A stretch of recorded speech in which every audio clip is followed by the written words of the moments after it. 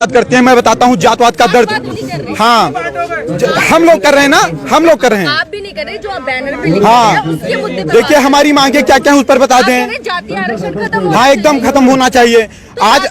हाँ, बस एकदम उसी पर बता रहे हैं आपको, उसी पर बता रहे हैं। क्या टाइटल लगा, एक सेकंड हम बोलने दीजिए ना बीच में। क्या टाइटल लगाना जातवाद है? अगर टाइटल लगाना जातवाद है तो पासवान भी लगाते हैं, यादव भी लगाते हैं, वर्मा भी लगाते हैं, शर्मा भी लगाते हैं, तिवारी भी लगाते हैं, मिश्रा भी लगाते हैं, पाड़े भी लगाते हैं। ये जातवाद नहीं है।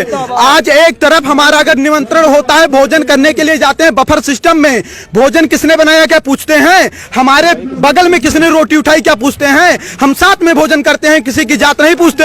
हम एक कॉलेज में जब एक मिनट ध्यान से, जब हम कॉलेज में एडमिशन लेते हैं और किसी भी बच्चे से मित्रता करते हैं तो उसकी जात नहीं पूछते। एक चाय की दुकान पर जाते हैं, चाय वाले से चाय लेते हैं, उसकी जात नहीं पूछते। समोसे से समोसा लेते हैं, जात नहीं पूछते। सब्जी वाले से सब्जी लेते हैं, जात नहीं पूछते।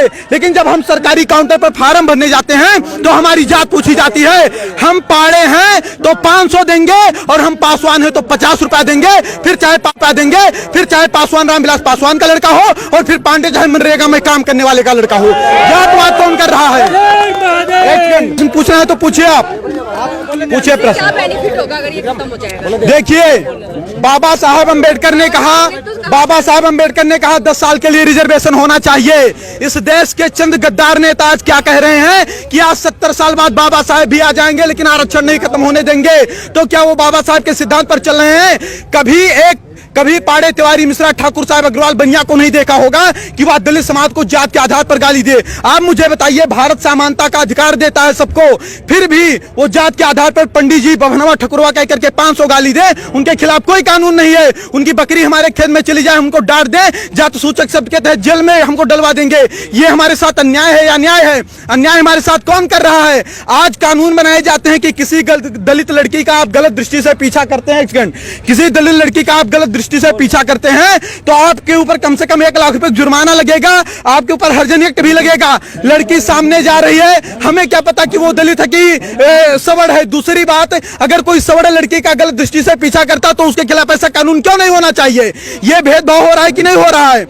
आज मैं स्वयं 8वीं क्लास में पढ़ता था, मैं 1.5 साल का था, तभी हमारे पिताजी खत्म हो गए थे। 300 रुपया फीस जमा करना था, गुरुजी ने कहा बेटा नहीं जमा करोगे नाम काट देंगे। हमें फीस जमा करना था।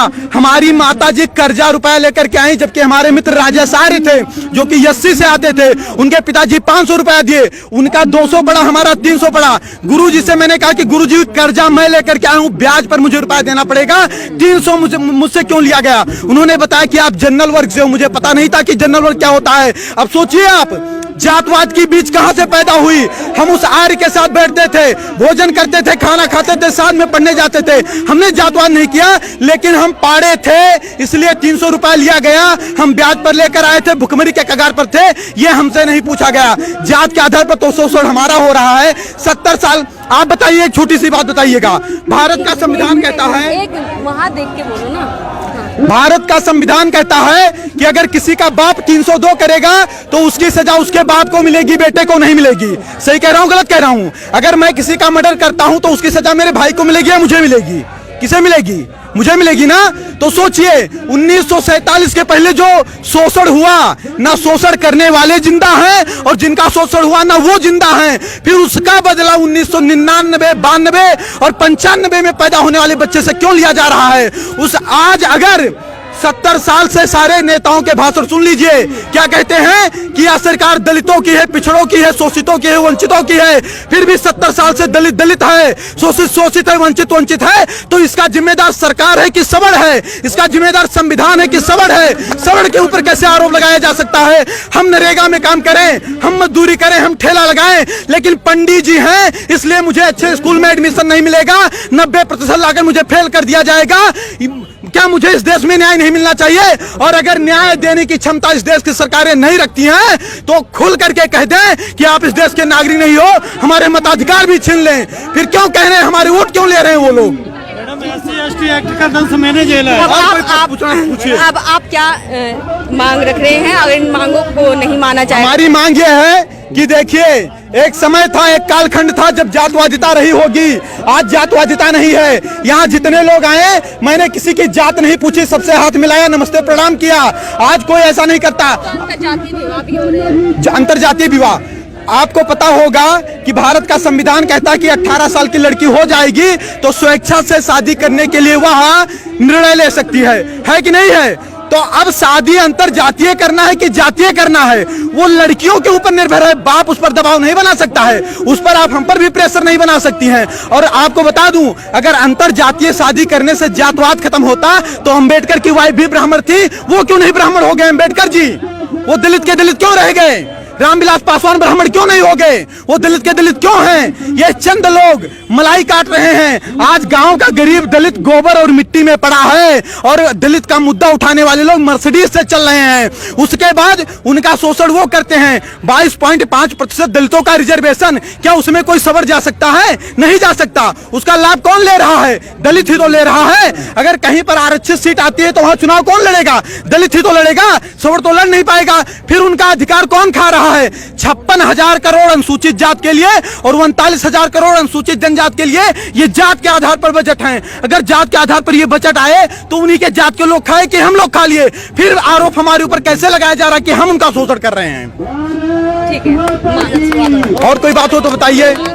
हम ये बताना चाहते हैं, देखिए हमारी सरकार से, देखिए हम इस देश के नागरिक हैं। हमने कभी तोड़ फोड़ नहीं किया, हमने कभी किसी का विरोध नहीं किया।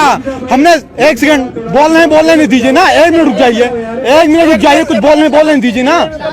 हमने कभी सरकार के खिलाफ आवाज नहीं उठाई, हमने कभी तोड़ फोड़ नहीं किया, हमने बस नहीं चलाए, हमने ट्रेन नहीं फूकी। हमारी मांग हमेशा शांति से रही है। बाप दादा देश के लिए, धर्म के लिए लड़ते लड़ते मर गए, उनके बच्चे आज सिस्टम से लड़ करके मर रहे हैं। 2 लाख ब्राह्मणों के जनेऊ तोड़वा दिए गए, गर्दनें कटवा दी गई। 12-12 साल के राजपूत बच्चे, उनकी माएं तिलक लगा करके युद्ध क्षेत्र में भेज देती थी, तब हमारा धर्म बचा। हम देश और धर्म के लिए लड़ते लड़ते मर गए, हमारे बाप दादा मर गए, आज हम सिस्टम से लड़कर मर रहे हैं। क्या इसीलिए लड़कर मरे थे? हमारी मांग है कि राष्ट्रीय स्वर्ण आयोग का गठन हो, सभी में गरीबी होती है, जात के आधार पर आरक्षण न होकर आर्थिक आधार पर दीजिए और SC/ST एक्ट में जांच की व्यवस्था हो। क्योंकि अगर हमें अधिकार नहीं है जात सूचक शब्द के तहत किसी दलित को गाली देने की, तो किसी दलित को भी अधिकार नहीं होना चाहिए कि जात सूचक शब्द के तहत हमें गाली दें। बार बार कहते हैं 5000 वर्ष से शोषण किए हो, तुम यूरेशिया से आए हो, यूरेशिया चले जाओ। क्या इनके बाप का देश है? अगर इनके बाप का देश है तो मंगल पांडे जब गोली चला रहे थे तब कहां चले गए थे लोग? कहां चले गए थे लोग? और कोई बात होगी तो बताइएगा, हम अपने मुद्दे पर तटस्थ हैं और अगर कहीं किसी को समस्या होगी तुरंत है। तो आपने देखा यहाँ पर जो है आरक्षण जो है जातिगत आरक्षण नहीं होना चाहिए, यहाँ पे मांग की जा रही है। नई दिल्ली के जंतर मंतर पर तमाम लोग आकर के यही कह रहे हैं कि जातिगत आरक्षण नहीं होना चाहिए और SC/ST एक्ट जो लगाया गया है, जो बनाया गया है, इसमें सुधार होना चाहिए।